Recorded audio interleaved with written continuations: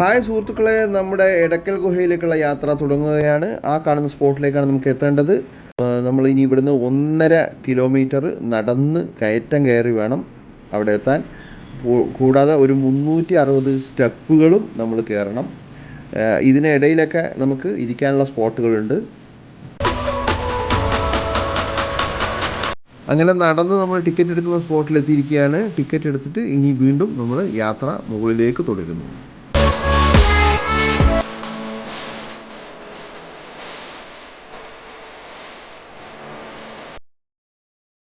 നടന്നാണ് സുഹൃത്തുക്കളെ നമ്മൾ കയറി.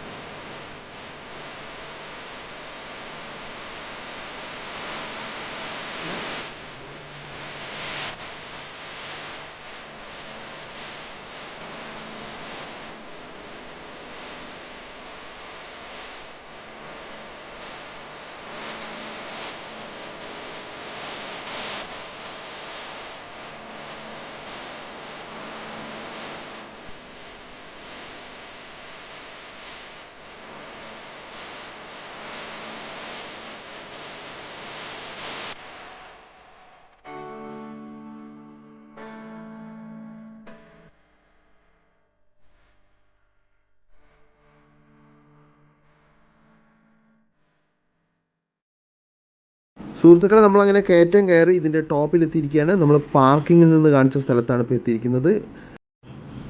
ആ കാണുന്നതാണ് നമ്മുടെ കാറ് പാർക്ക് ചെയ്തിരിക്കുന്ന സ്ഥലം. നമ്മുടെ യാത്രകൾ തുടരുകയാണ്.